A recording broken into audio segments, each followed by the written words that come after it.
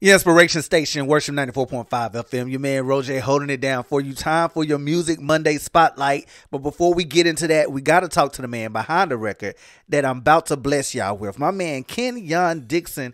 Been in the game for a while and definitely making things happen. And just don't want you guys to get on the train too late. So, got to introduce you guys to him now. What's good, Kenyon? How are you doing, man? Man, I'm amazing, man. Can't complain. New year, endless possibilities. So, I'm feeling good.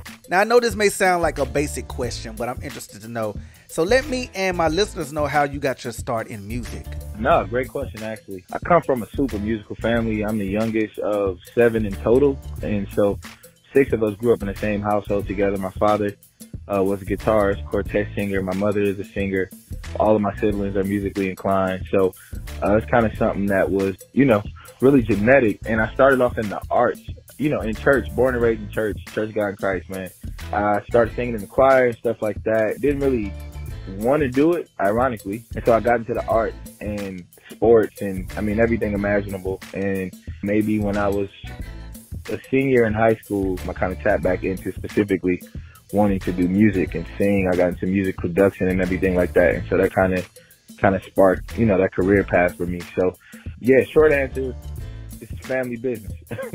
You written for the likes of Mary J. Blige, Tyrese, and several other artists. Now, how does your writing technique differ for yourself versus when you're writing for other artists? I think it depends on the artist. I think it's important when you're going in to write with another artist that you understand the trajectory of what you guys are trying to get done.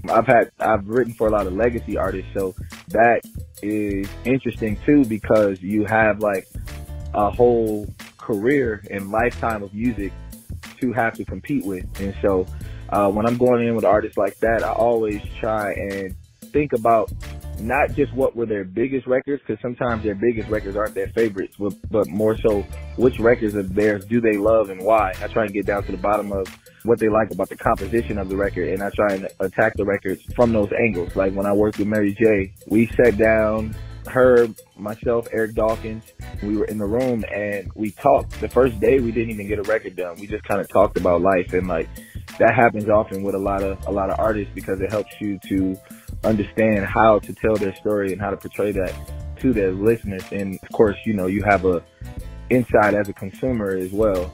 So with my music, I kind of just, it's a lot of trial and error. I get to try whatever I want to try. There's no limits. It's just me creating. And so I get to, just try out different stuff that I may not be able to do when I'm working with other artists, because I have a little more freedom and a little more time to figure out how I want to execute it. Now we're about to spotlight Love on Replay, your new single you just dropped over the weekend for, as you said, the lovers and the dreamers. Now, what was your mood when this song hit you? Like, what was the inspiration behind the record?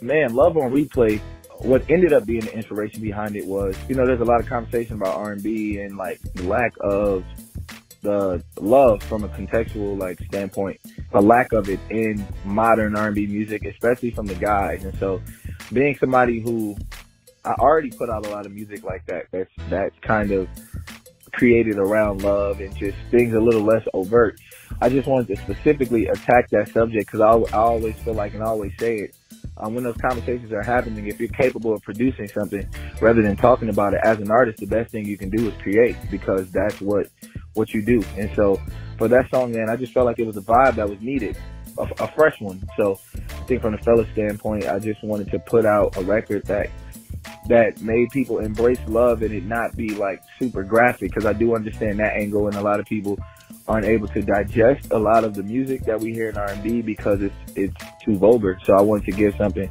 that was palatable, that still creates that same feeling. That's what's up. All right, guys. I'm not even going to hold you any longer with this. We're about to check out the song right now. But listen, I want you to stick around. We're not done chatting it up with my man, Kenyon Dixon. This one right here is called Love on Replay, your Music Monday Spotlight. Inspiration Station, Worship 94.5 FM. More love offerings on the way for you right here. Your inspiration station, Worship 94.5 FM. My man Kenyon Dixon still chopping it up with me right now. And you got a Grammy nod for traditional R&B performance alongside BJ, the Chicago Kid, PJ Morton and Charlie Be Real for Bring It On Home to Me. Now, I know this isn't your first nod, but when you got the news, like, what was your mindset in that moment? Man, it was amazing. I was sitting at home. What's crazy is, though this isn't my first nomination, it feels like it because it's my first nomination as an artist. And so I think being an artist and just being tapped into it 100% now, that was like so much different, because before it was just for songwriting. And so I was sitting at home, and I remember we were looking to get nominated in a few different categories. And so I think the first 2 categories had passed, and I didn't get the nomination in those areas. And so at that point, you know, you kind of just autopilot, like, all right, cool. If I don't get anything else, like, you know, it's all good.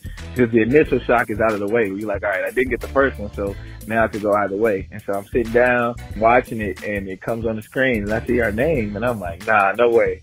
And when she said the name, I literally hopped up off of the couch. There's like a video on my IG in real time where I'm like, I just couldn't believe it, man. But it was so amazing. And 2 things makes this nomination specifically amazing. One, these are my real brothers, and you know, I started off singing background BJ, so like I've known BJ forever. Me and PJ have been cool, and Charlie, I've known Charlie for a long time as well. And so it's super cool because we all respect each other's craft, and it's not like an industry link up. It's like actual creatives who love what they do and love, you know, what each other does. That made this even more amazing. And the second thing was, this was a historical nomination for the Sam Cooke legacy. We found out that 60 years ago this year, Sam Cooke's first Grammy nomination was this very same song. And so those, it just made that like extra special. It was a lot to take in. I think I'm still like, every other day I got to remind myself that happened.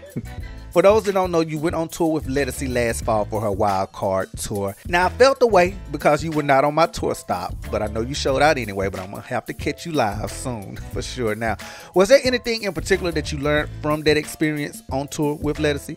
Oh, man, tons, man. Ledisi is a class act. She's a gem, and I learned so much, and I tell Led this, like, even, you know, though we're touring and seeing each other every night, every chance I get, I came and stood on the side of that stage because I learned so much from her presence and her understanding her audience that I told her I love how the way she keeps them engaged in what she's doing is so important. You don't get a lot of that today with performers. Like, she's really tapped into her art and what her listeners respond to. And one thing Ledisi told me that kind of solidifies that for her is that she just gets on stage and has a good time. She's not thinking about, let me make sure everybody enjoys the show. And she literally, a gem she dropped was like, as long as you get on that stage and you enjoy yourself and enjoy your music and you feel it and what you're doing, that's always going to translate. And so I saw her, I mean, go out there and kill it just like that every night. That was, you know, some huge inspiration and something I'll take with me on every stage.